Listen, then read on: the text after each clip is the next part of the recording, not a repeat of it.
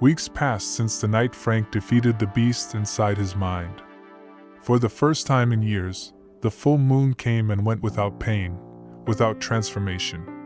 He was free, or so he thought. One evening, as he sat on the porch of his cabin, enjoying the silence of the forest, a chill ran down his spine. The air around him felt heavier, unnatural. He glanced toward the treeline, where the last light of the setting sun painted long shadows across the ground.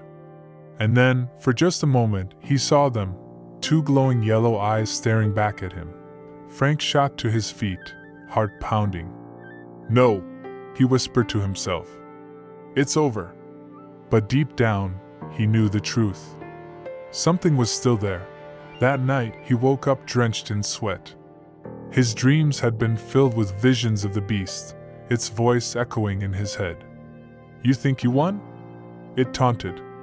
"You only caged me." Frank gritted his teeth and turned on the light, trying to shake off the lingering fear.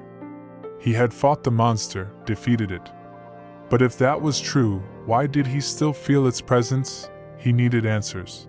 The next morning, he went to see Mary. She had spent years researching his curse. If anyone could help him understand what was happening, it was her. When she opened the door, she immediately knew something was wrong.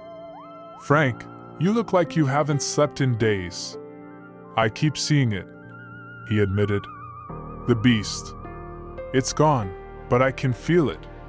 I don't know how, but it's still there." Mary frowned and led him inside.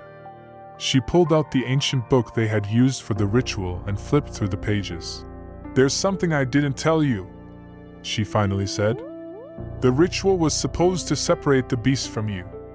But that doesn't mean it was destroyed. If it survived, it might be looking for a new host." Frank felt a cold dread settle in his chest. "A new host?"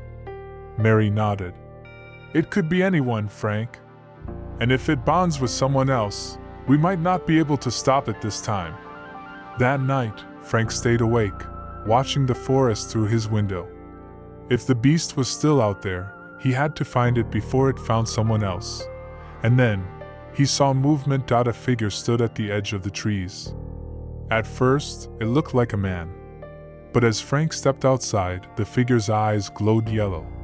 His breath caught in his throat. It wasn't just some new host. It was him.